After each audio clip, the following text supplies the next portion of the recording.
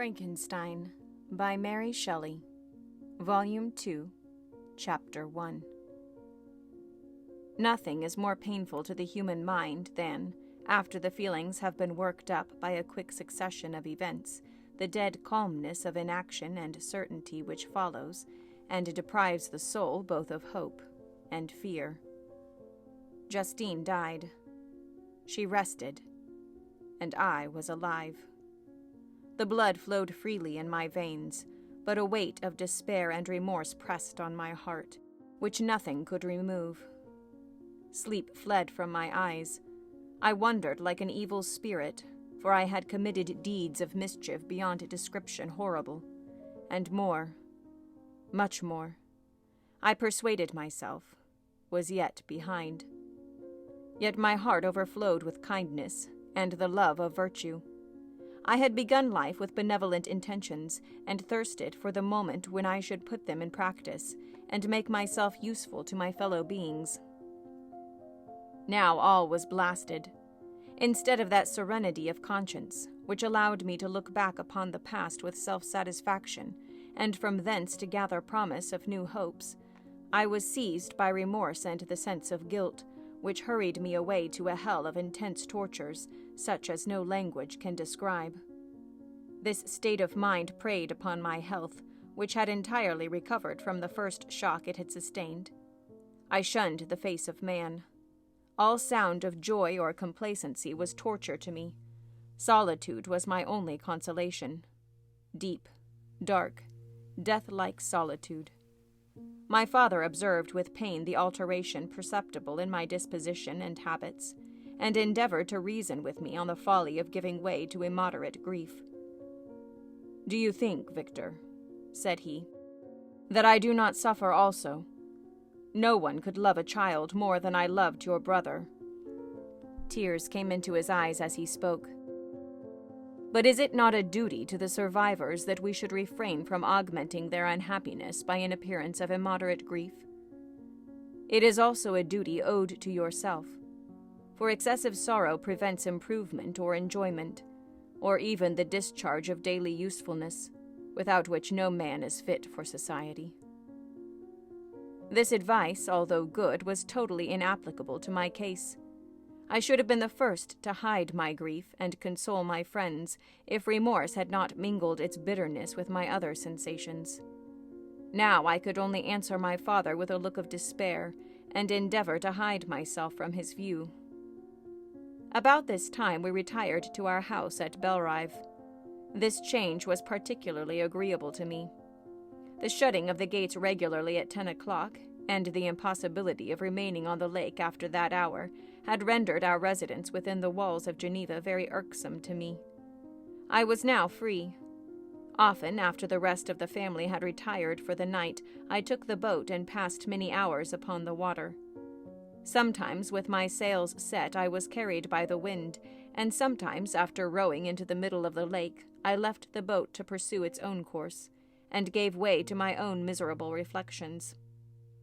I was often tempted, when all was at peace around me, and I the only unquiet thing that wandered restless in a scene so beautiful and heavenly, if I except some bat, or the frogs, whose harsh and interrupted croaking was heard only when I approached the shore. Often, I say, I was tempted to plunge into the silent lake, that the waters might close over me and my calamities forever.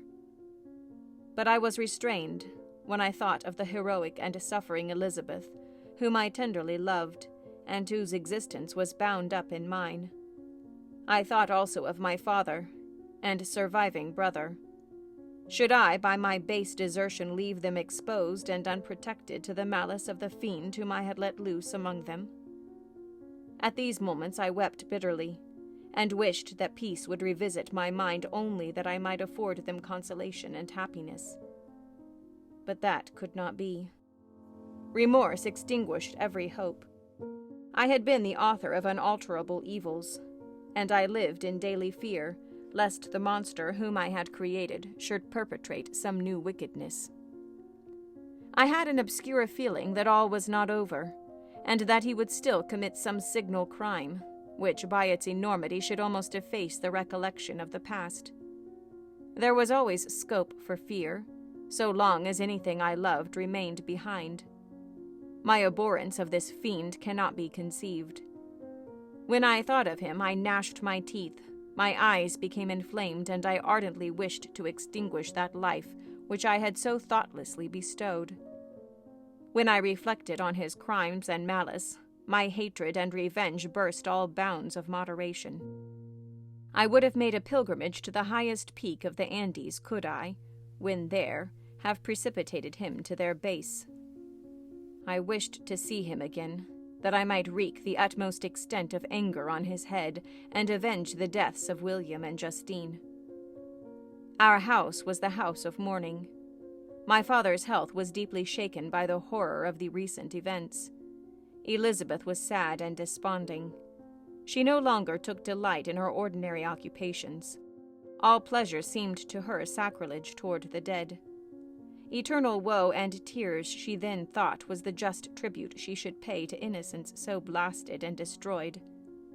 She was no longer that happy creature who in earlier youth wandered with me on the banks of the lake and talked with ecstasy of our future prospects. She had become grave and often conversed of the inconstancy of fortune and the instability of human life. "When I reflect, my dear cousin," said she, "on the miserable death of Justine Moritz, I no longer see the world and its works as they before appeared to me. Before, I looked upon the accounts of vice and injustice that I read in books or heard from others as tales of ancient days, or imaginary evils. At least they were remote, and more familiar to reason than to the imagination. But now misery has come home, and men appear to me as monsters thirsting for each other's blood. Yet I am certainly unjust.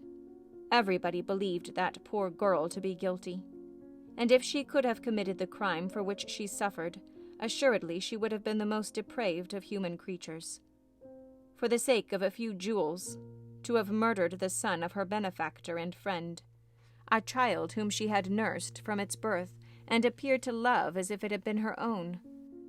I could not consent to the death of any human being, but certainly I should have thought such a creature unfit to remain in the society of men. Yet she was innocent. I know, I feel she was innocent. You are of the same opinion, and that confirms me.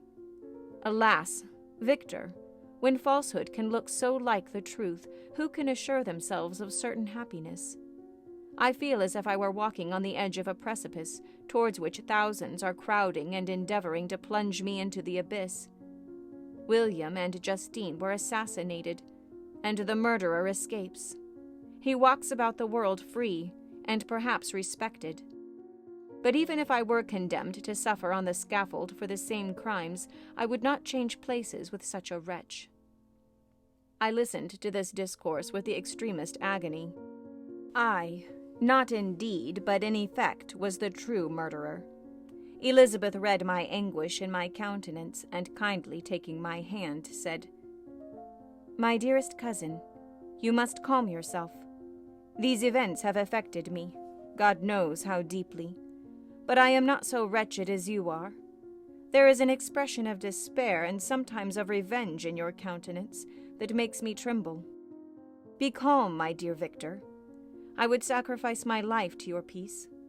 We surely shall be happy, quiet in our native country, and not mingling in the world. What can disturb our tranquility?" She shed tears as she said this, distrusting the very solace that she gave. But at the same time she smiled, that she might chase away the fiend that lurked in my heart. My father, who saw in the unhappiness that was painted in my face only an exaggeration of that sorrow which I might naturally feel, thought that an amusement suited to my taste would be the best means of restoring to me my wonted serenity. It was from this cause that he had removed to the country, and induced by the same motive, he now proposed that we should all make an exertion to the valley of Chamonix. I had been there before, but Elizabeth and Ernest never had, and both had often expressed an earnest desire to see the scenery of this place, which had been described to them as so wonderful and sublime. Accordingly, we departed from Geneva on this tour about the middle of the month of August, nearly 2 months after the death of Justine. The weather was uncommonly fine, and if mine had been a sorrow to be chased away by any fleeting circumstance, this exertion would certainly have had the effect intended by my father. As it was, I was somewhat interested in the scene. It sometimes lulled, although it could not extinguish my grief. During the first day we traveled in a carriage.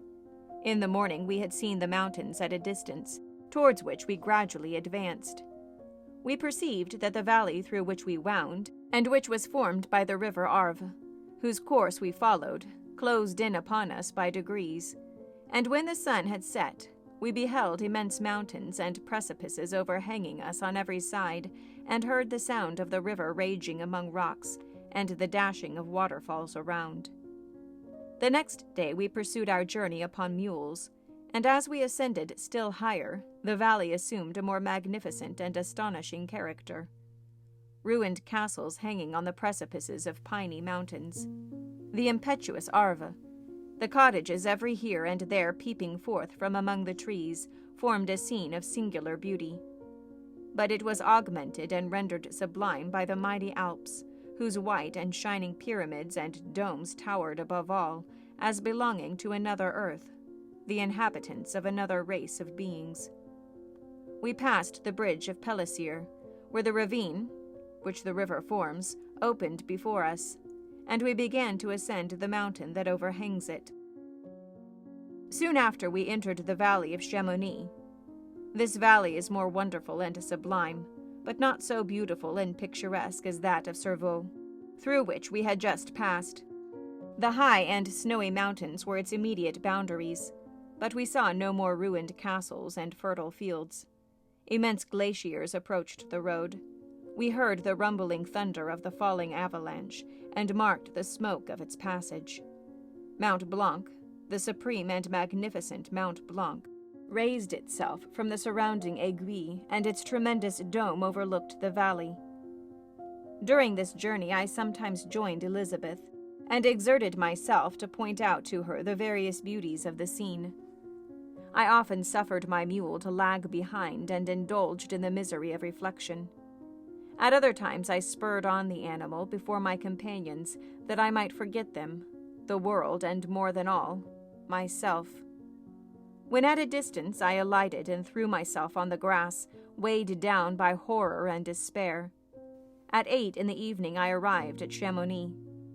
My father and Elizabeth were very much fatigued. Ernest, who accompanied us, was delighted and in high spirits.